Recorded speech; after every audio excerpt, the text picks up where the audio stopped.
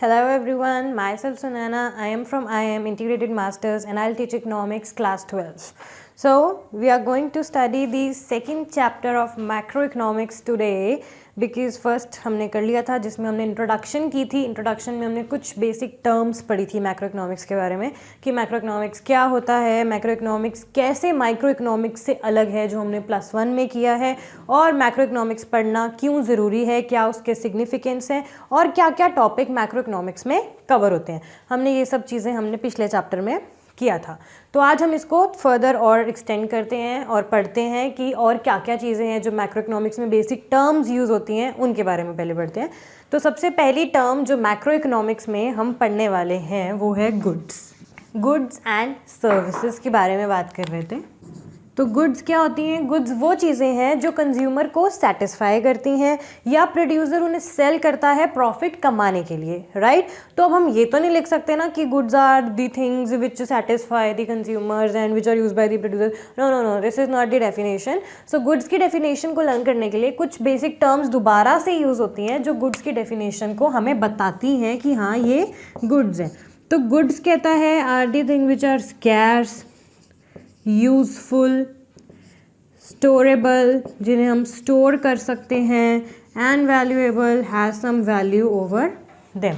So goods are the commodities which are scarce, useful, has some value and are able to store. ठीक है. तो scarce का मतलब मैंने आपको बताया था क्या होता है. Scarce means something या situation where demand is greater than supply. तो goods कह रहा है कि ऐसी चीज़ है जहाँ पर हमारी उसकी डिमांड हमेशा ज़्यादा रहती है और सप्लाई कम रहती है. Useful because it has some utility in it. हम लोग जो प्रोड्यूस करते हैं गुड्स को तो उसके अंदर हम यूटिलिटी को क्रिएट करते हैं. हमने प्रोडक्शन की डेफिनेशन में +1 में किया हुआ है. Production is a process of creating utility. तो हम गुड्स में क्या करते हैं? यूटिलिटी क्रिएट करते हैं जिसकी वजह से वो यूज़फुल हो जाता है. नेक्स्ट है स्टोरेबल. हम गुड्स को स्टोर करके रख सकते हैं. इन दी सेम वे क्या सर्विसेज को स्टोर करके रखा जा सकता है? नो. फॉर एग्जाम्पल मुझे आज फीवर हुआ है, मैं डॉक्टर को दिखा कर आती हूँ, तो क्या मैं उसकी सर्विस को स्टोर करके रख सकती हूँ कि मैं महीने बाद जब बीमार होंगी तो फिर से वही सारी मेडिसिन खा लूँगी? नो.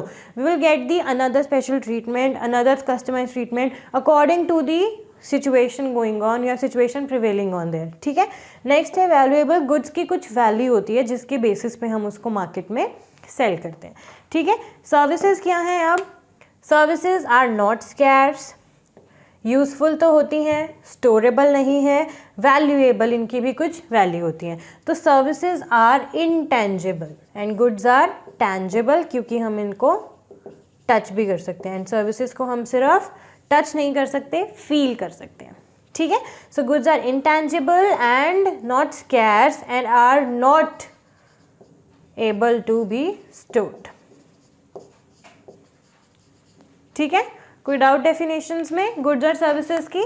गुड्स स्कैर्स हैं, यूज़फुल हैं, स्टोर कर सकते हैं, एंड सर्विसेज स्टोर नहीं कर सकते हैं. ट्रांसफ़र, हम गुड्स को ट्रांसफ़र भी कर सकते हैं यहाँ से वहाँ.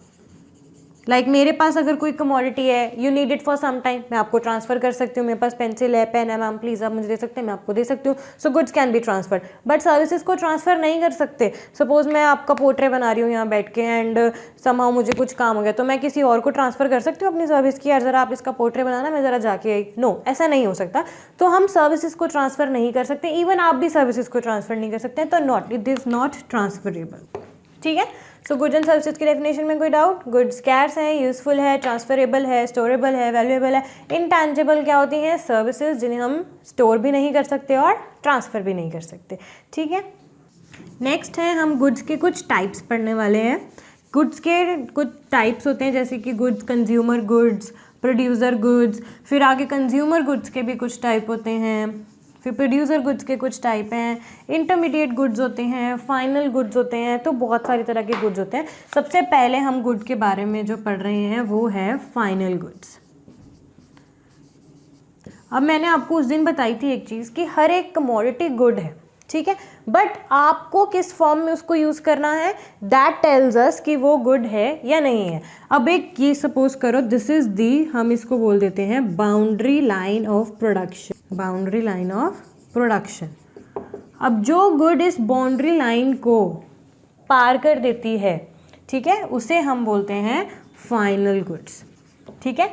Goods which have crossed the boundary line of production are called final goods, and goods which are on the boundary line of production, जो अभी इस लाइन के ऊपर ही है, उसे बोलते हैं इंटरमीडिएट गुड्स।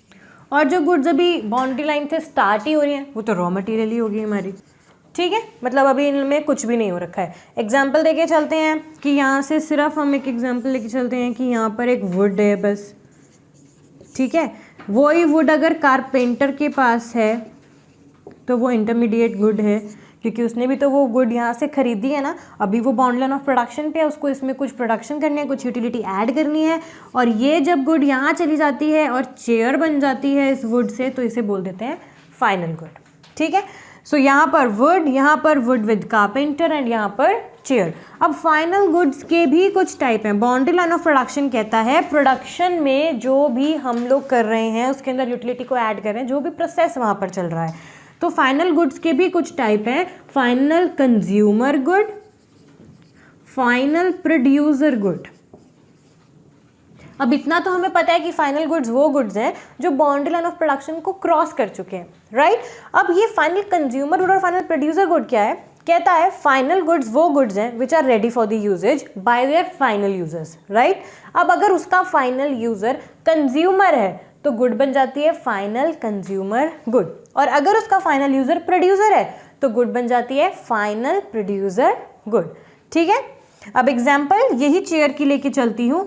अगर इस चेयर को दोबारा से सेल करने के लिए एक प्रोड्यूसर लेता है, ठीक है, तो वो बन जाती है फाइनल प्रोड्यूसर गुड, और यही चेयर अगर कंज्यूमर उसने वो चेयर ली और अपने घर पर लगा लिया तो वो बन जाती है फाइनल कंज्यूमर गुड, ठीक है।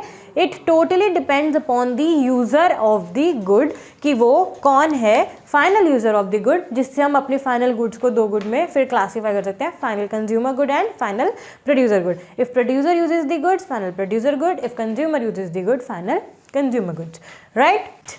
नेक्स्ट आता है जी हमारा कि यहाँ पर इंटरमीडिएट गुड्स क्या होती हैं। अभी बताया intermediate goods are those goods which are on the boundary line of production, जो अभी हमारी प्रोडक्शन लाइन के ऊपर ही बैठी हुई है, मतलब अभी इसमें वैल्यू एडिशन होनी बाकी है, प्रोडक्शन होनी बाकी है।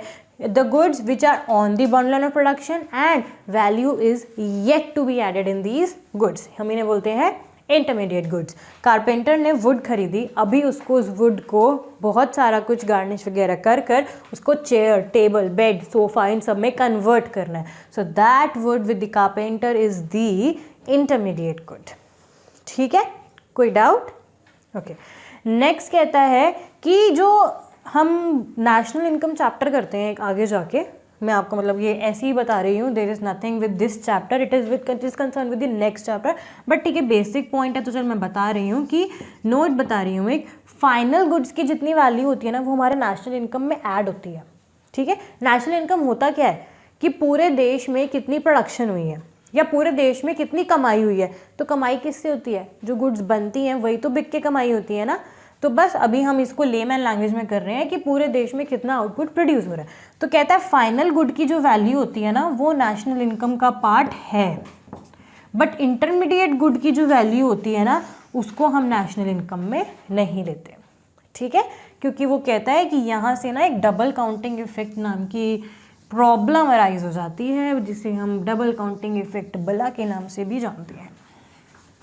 चलो अभी तो हमें इस टॉपिक से कुछ लेना देना नहीं है क्योंकि वो सेकेंड चैप्टर का टॉपिक है, I mean third, next chapter, हम अपने टॉपिक पे रहते हैं। तो हमने पढ़ा जी final goods which have cross the boundary line of production, उसमें सारी वैल्यू एडिशन हो चुकी है, और फिर हमने पढ़ा इंटरमीडिएट गुड्स जो बाउंड्री लाइन ऑफ प्रोडक्शन के ऊपर ही है अभी और उसमें वैल्यू एडिशन अभी होनी है। नेक्स्ट हमने जो कंज्यूमर गुड्स पढ़ी थी अभी, इन कंज्यूमर गुड्स के भी कुछ टाइप हैं, ड्यूरेबल, सेमी ड्यूरेबल। ये आप लोगों को जो गुड्स यहाँ पर याद करनी है ना ये उसके अकॉर्डिंग लाइक मतलब कि ड्यूरेबिलिटी की कितने टाइम तक ये गुड्स को हम आगे यूज़ कर सकते हैं। तो ड्यूरेबल बहुत टाइम तक, सेमी ड्यूरेबल हम बोल देते हैं लाइक 1 ईयर और स्लाइट एक्स्ट्रा। उसके बाद आती है नॉन ड्यूरेबल जो सिर्फ 1 टाइम यूजेज के लिए होती है, एंड उसके बाद आती है हमारे पास सर्विसेज, ठीक है।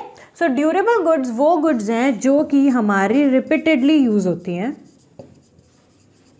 एंड इनकी हाई वैल्यू होती है,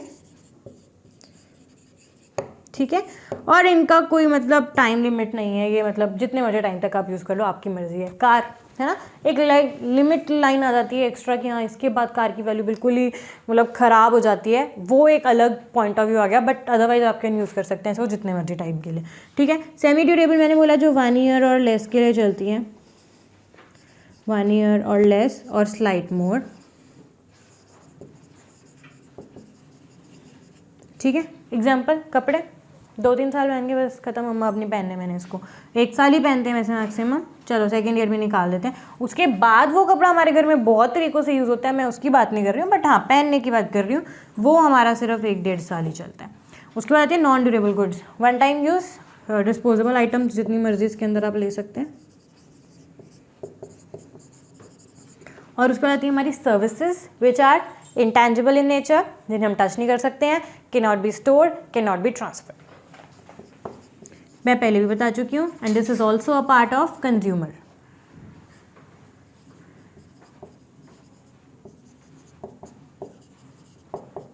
ओके, कोई डाउट यहाँ पर किसी को? हमने क्या पढ़ा अभी, फाइनल कंज्यूमर गुड्स के 4 टाइप, ड्यूरेबल गुड्स जो रेपिटेडली यूज हो रही हैं, इनकी हाई वैल्यू है, सेमी ड्यूरेबल गुड्स जो 1 ईयर लेस और स्लाइट मोर के लिए यूज होती हैं, non durable goods which are 1 time use items जिनकी हम लोगों के पास ज़्यादा वो नहीं है, और इनको हम सिंगल एक्ट ऑफ कंजम्पशन में यूज़ कर लेते हैं। कैसे कर लेते हैं? सिंगल एक्ट ऑफ कंजम्पशन में हम इनको यूज़ कर लेते हैं। Services which are intangible in nature which can not be stored, and इनकी वैल्यू डिपेंड करती है। ड्यूरेबल गुड्स की वैल्यू ज़्यादा क्यों होती है? क्योंकि यार देखो वो हम इतने टाइम तक यूज़ कर रहे हैं, तो obviously it will cost, car, AC है ना, ये सब हमारे ड्यूरेबल गुड्स के एग्जांपल है। सेमी ड्यूरेबल का जैसे मैंने बताया कि क्लॉथ्स आ गए, है ना, और नॉन ड्यूरेबल गुड्स का मैंने आपको बताया 1 टाइम यूज़ के लिए मिल्क लगा लो, है ना, वो ड्यूरेबल नहीं होता, ज़्यादा टाइम नहीं यूज़ कर सकते हम उसको। और सर्विसेज का एग्जांपल आपको पता ही है, डॉक्टर की सर्विसेज हो गई हैं, लॉयर की सर्विसेज हो गई, टीचर की सर्विसेज हो गई, so these are the services के एग्जांपल। नेक्स्ट जो हमारी गुड आती है, अभी हमने कौन सी कर ली है, पहले मैं यहाँ थोड़ा सा लिख देती हूँ। फाइनल गुड किया था, फिर इसके 2 करे थे, कंज्यूमर और प्रोड्यूसर, फिर कंज्यूमर करे, उसके 4 किए, कौन से करे, durable, semi durable, non durable, services. अब हम थर्ड कर रहे हैं कैपिटल गुड्स।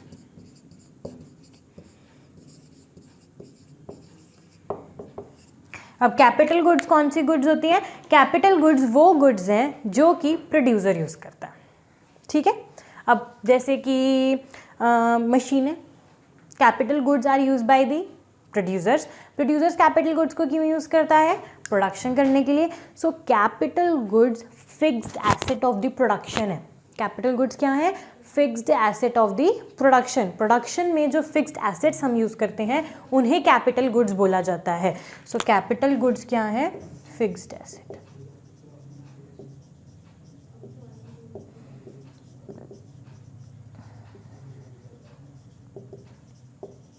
इनकी भी हाई वैल्यू होती है और इन्हें भी हम लॉन्ग टर्म के लिए यूज़ करते हैं।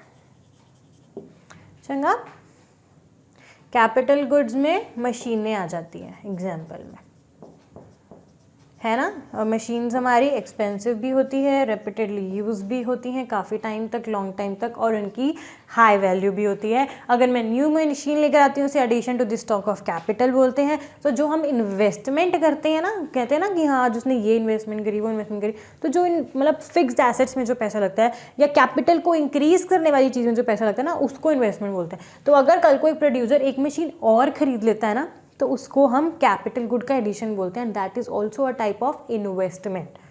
कोई डाउट? तो थर्ड हमने कौन सी करी है जी? Capital goods. और कौन यूज करता है कैपिटल गुड को? कंज्यूमर। सो बेसिकली हमने क्या करा, फाइनल गुड में फाइनल कंज्यूमर गुड पढ़ा था, और अब हमने फाइनल प्रोड्यूसर गुड करा है, जिसका पार्ट पढ़ा हमने कैपिटल गुड, जिसका नाम है। कैपिटल गुड्स को कौन यूज करता है जी? प्रोड्यूसर यूज करता है।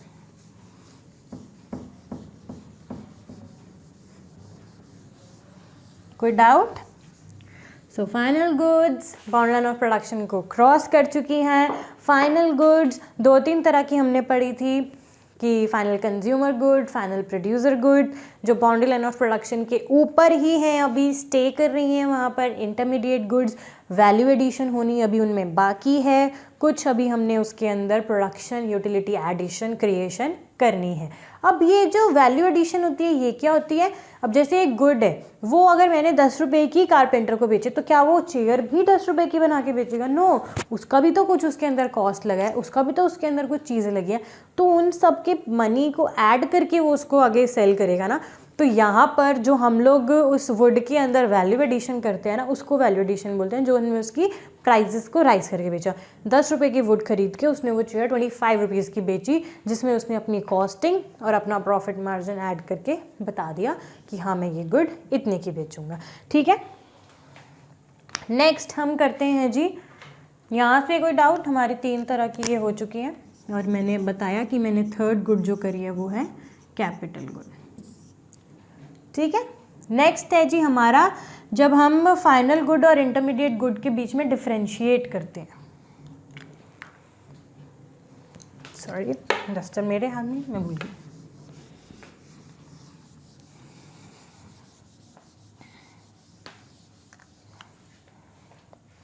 मैं भाग तो नहीं रही हूँ ना, रश तो नहीं हो रहा है, समझ में आ रहा है सबको सब?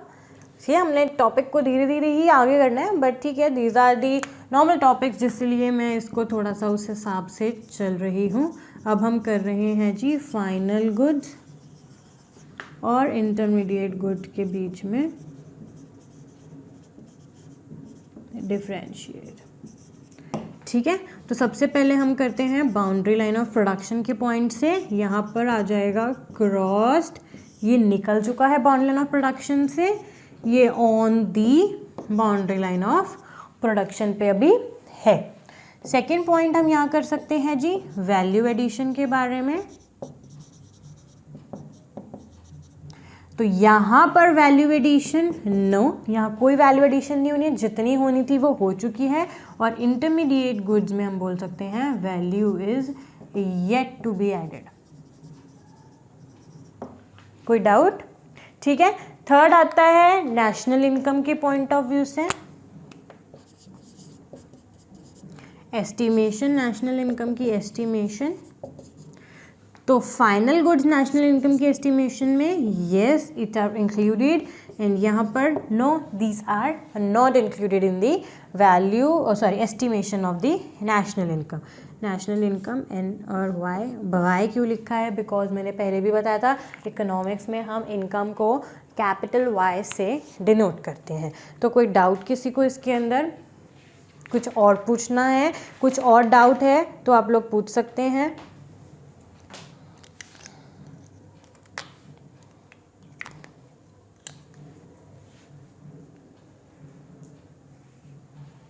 नेक्स्ट इसके अंदर जी हमारा आता है कि यहाँ पर हम इसे रीसेल की अगर बात करें तो फाइनल गुड्स को हम रीसेल कर सकते हैं फॉर प्रॉफिट,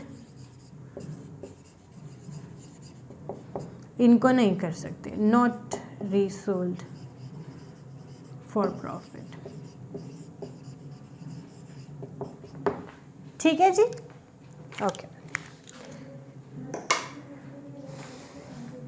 अब ये जो हमने डिफरेंशिएट किया ना, इसके बाद एक क्वेश्चन आ जाता है कि पता कैसे चलता है कि कौन सी गुड कैपिटल गुड है और कौन सी गुड कंज्यूमर गुड है।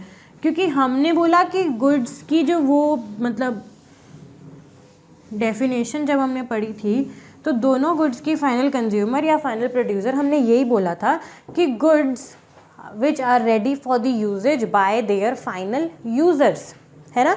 तो अब क्या कह रहा है कि यहाँ पर फाइनल यूज़र कौन है, हमें वो देखना पड़ता है ना। तो इसके लिए वो बोल रहा है कि अगर एक स्यूइंग मशीन है तो अगर वो स्यूइंग मशीन एक टेलर यूज़ कर रहा है तो वो कैपिटल गुड है। वही स्यूइंग मशीन, क्योंकि वो उस स्यूइंग मशीन से जो भी चीज़ें बनाएगा उसके चार्ज करेगा, तो वो उसके लिए कैपिटल गुड है, जिससे वो मनी बनाएगा।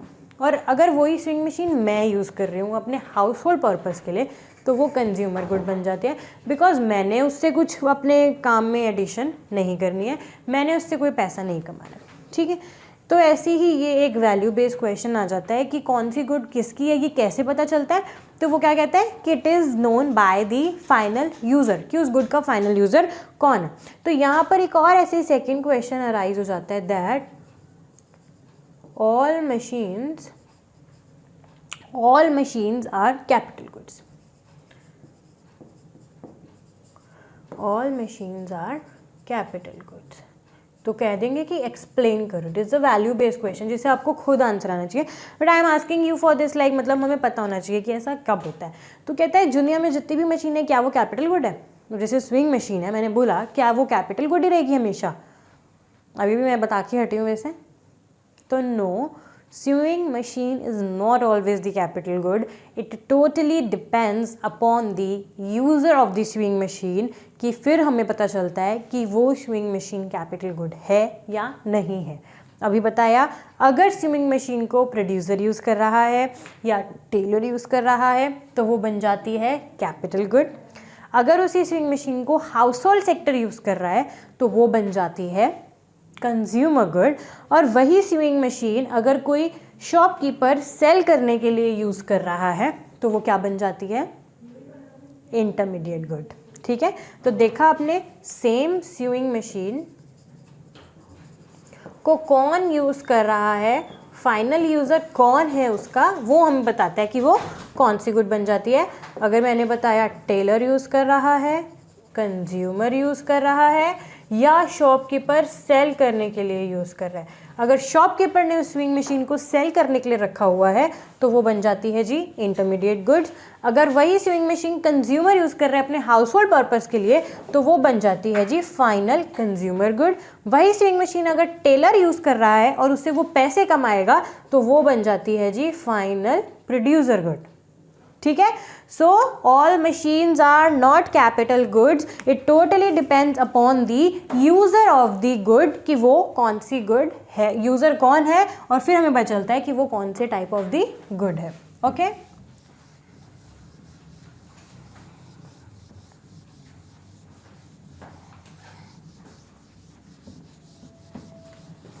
नेक्स्ट आता है जी हमारे पास जो नेक्स्ट टॉपिक है वो है कि प्रोड्यूसर गुड्स अब कौन सी होती है, ठीक है।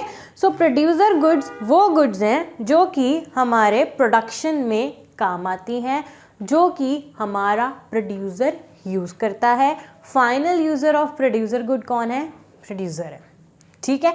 सो प्रोड्यूसर गुड में एक गुड तो हम पहले ही पढ़ चुके हैं, कौन सी पढ़ी थी जी, कैपिटल गुड। कौन सी पढ़ी थी जी, कैपिटल गुड्स। और दूसरी गुड जो प्रोड्यूसर यूज़ करता है उसे क्या बोलते हैं जी, रॉ मटेरियल।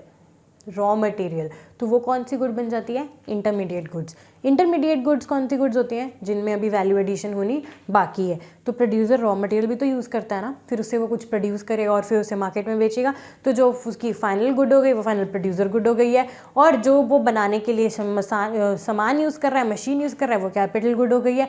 और जो बीच में उसने सामान को यूज़ करा, रॉ मटेरियल को यूज़ करा, वो क्या बन जाता है, उसका इंटरमीडिएट गुड। कोई डाउट इस चीज़ में? So producer goods are those goods which are ready for the usage and their final users are the producers. The final producer goods are of two types, capital goods and intermediate goods. Capital goods कौन सी होती हैं, ये मैं अब किसके type बता रही हूँ जी, प्रोड्यूसर गुड्स के। और यहाँ पर कौन सी आती है जी, कैपिटल गुड्स आती हैं। और सेकंड कौन सी आती है जी, रॉ मटेरियल, जिसे हम क्या बोलते हैं जी, इंटरमीडिएट गुड्स, ठीक है। कोई डाउट नहीं है जी। तो यहाँ से हमें पता चलता है कि हमने कितने टॉपिक्स कर लिए आज।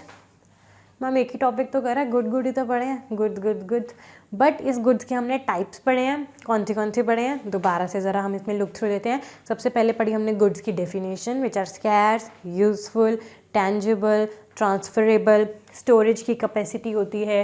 फिर हमने पढ़ा services which are intangible, not transferable, no storage capacity. फिर हमने पढ़ा जी फाइनल गुड्स जो बाउंड्री लाइन ऑफ प्रोडक्शन को क्रॉस कर चुकी हैं। फिर हमने पढ़ा जी intermediate goods which are on the boundary line of production. जो बाउंड्री लाइन ऑफ प्रोडक्शन को क्रॉस कर चुके हैं वो फाइनल गुड्स है, बट उस गुड को कौन यूज़ कर रहा है इससे हमें क्या पता चलता है, फाइनल कंज्यूमर गुड या फाइनल प्रोड्यूसर गुड। फिर हमने पढ़े जी कंज्यूमर गुड के कुछ टाइप्स। कंज्यूमर गुड कौन से थे, durable, semi durable, non durable and services. फिर हमने पढ़े जी प्रोड्यूसर गुड्स, जो अभी अभी मैंने बताए हैं कि प्रोड्यूसर गुड्स कौन से होते हैं, जिनका फाइनल यूज़र कौन है, प्रोड्यूसर। और प्रोड्यूसर गुड्स दो तरह की है, कैपिटल गुड्स, रॉ मटेरियल को हम इंटरमीडिएट गुड्स भी बोल देते हैं, ठीक है। इंटरमीडिएट गुड्स और रॉ मटेरियल के बारे में तो हम पहले भी पढ़ चुके थे। सो हमने यहाँ से एक क्वेश्चन और किया था कि all the machines are capital goods, तो हम आंसर लिखेंगे false, not all the machines are the capital goods. The final uses by the final user tells us कि हाँ कौन सी मशीन किसकी है एंड क्या होता है। कोई डाउट गुड्स एंड सर्विसेज के टॉपिक में? यहीं से हमारे पास जो मैं बीच में एक वर्ड बोल रही थी, इन्वेस्टमेंट आता है कि इन्वेस्टमेंट क्या होती है। ये कुछ बेसिक टर्म्स कर रहे हैं हम मैक्रो इकोनॉमिक्स पढ़ने के लिए। सो इन्वेस्टमेंट क्या होता है जी, इन्वेस्टमेंट होता है addition to the stock of capital, addition to the stock of capital, जहाँ पर मैं पैसा लगाती हूँ ये सोच के लगाती हूँ कि मुझे उस पैसा से और पैसा मिल जाए, ठीक है, मेरे उस पैसे से और मनी हो जाए, क्रिएशन ऑफ मनी हो जाए। So investment is the addition to the stock of capital good. तो अगर मैं कैपिटल गुड, मानो एक मशीन थी मेरी कंपनी में और अब मैं 2 मशीन लगाती हूँ, तो वो जो मैंने एक मशीन और ऐड करी है ना, that is my investment, because due to that मेरे स्टॉक ऑफ द कैपिटल में क्या हुआ है, एडिशन हुई है। ओके गाइस, कोई डाउट है इस चीज़ में? तो यहाँ से हम एक नया टॉपिक कर रहे हैं,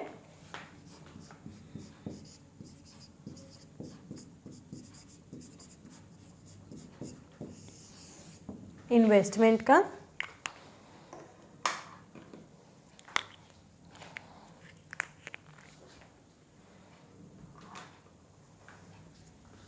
सो इन्वेस्टमेंट मैंने क्या बोला है,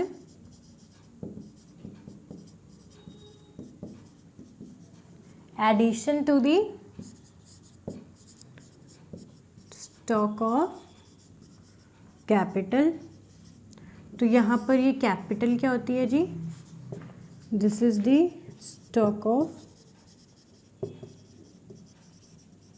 मैन मेड गुड्स, मशीनरी।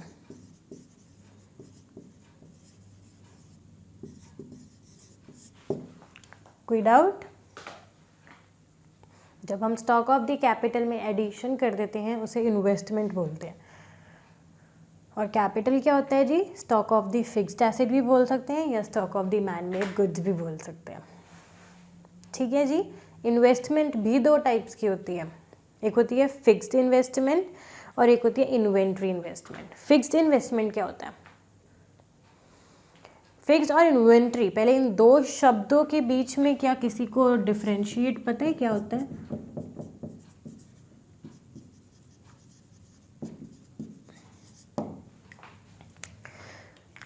हमारे इकॉनमी में ना, मतलब या हमारे मतलब प्रोड्यूसर डिपार्टमेंट में जो चीज़ें हम प्रोडक्शन करने के लिए यूज़ करते हैं ना, उसके साथ ही डेफिनेशन जुड़ी हुई है। तो जहाँ पर जो चीज़ें हमारी प्रोडक्शन प्रोसेस में फिक्स रहती हैं, अब यार मैं चाहे अपने काम को इंक्रीज़ करूँ डिक्रीज़ करूँ, चाहे 1 यूनिट बनाऊँ चाहे 2 यूनिट बनाऊँ, मुझे पता है कि मेरी मशीन जब चलेगी तो चलेगी, फिर चाहे मैं उससे 1 गुड बनाऊँ चाहे 10 बनाऊँ चाहे लाख बनाऊँ, उसकी जितनी मैक्सिमम कैपेसिटी उतना मैं उससे प्रोड्यूस कर सकती हूँ, but that good is fixed ना, कि वो रहेगी ही। तो उसमें जब मैं कोई इन्वेस्टमेंट करती हूँ ना, उसे बोलते हैं फिक्स्ड इन्वेस्टमेंट, ठीक है। फिक्स्ड एसेट पे जब मैं कोई खर्चा करती हूँ तो उसे बोलते हैं फिक्स्ड इन्वेस्टमेंट। और जब मैं रॉ मटेरियल पे खर्चा करती हूँ, अब मुझे पता है कि मेरी रिक्वायरमेंट ही 10 यूनिट बनाने की है, तो मैं रॉ मटेरियल 100 सामान बनाने वाला क्यों खरीद के लाऊंगी। तो जब मैं रॉ मटेरियल पे पैसा खर्च करती हूँ ना, तो उसको बोलते हैं इन्वेंट्री इन्वेस्टमेंट, क्योंकि यहाँ पर मैंने जो खर्चा किया है वो इन्वेंट्री मतलब कि रॉ मटेरियल पे किया। कोई डाउट नहीं? तो आज के लिए हम बस इतना ही करते हैं, यहाँ होल्ड ऑन कर देते हैं कि हमने आज goods and services basic term पढ़ी, जिसमें हमने बहुत सारे टाइप्स ऑफ गुड्स पढ़े। उसके बाद हमने इन्वेंट्री करा, इन्वेंट्री में भी हमने 2 टाइप्स की इन्वेस्टमेंट क्या, दो टाइप्स की इन्वेस्टमेंट पढ़ी, fix investment and inventory investment. और फिक्स इन्वेस्टमेंट वो जो फिक्स एसेट पे, इन्वेंट्री इन्वेस्टमेंट जो इन्वेंट्री पे। फिक्स इन्वेस्टमेंट का फॉर्मूला भी होता है, क्या होता है, फिक्स इन्वेस्टमेंट वो इन्वेस्टमेंट है, fix investment at the accounting year के जो हम लोग में एंड है माइनस कर देते हैं फिक्स इन्वेस्टमेंट अकाउंटिंग ईयर के बिगनिंग वाला, कि बिगनिंग में मेरे पास 3 मशीन थी और अब 4 हो गई, तो 4 माइनस 3, एंड में से बिगनिंग माइनस कर दो, तो मतलब मेरी 1 की फिक्स इन्वेस्टमेंट हुई है। ऐसे ही इन्वेंट्री इन्वेस्टमेंट का फॉर्मूला है, क्या होएगा, at the end of the year minus at the beginning of the year. ठीक है जी, बस फिर आज के लिए हम इतना ही करते हैं। कोई भी डाउट हो प्लीज़ आप मुझसे कभी भी एनी टाइम एनीवेयर ले सकते हैं। ओके, सी यू, मिलते हैं नेक्स्ट क्लास में।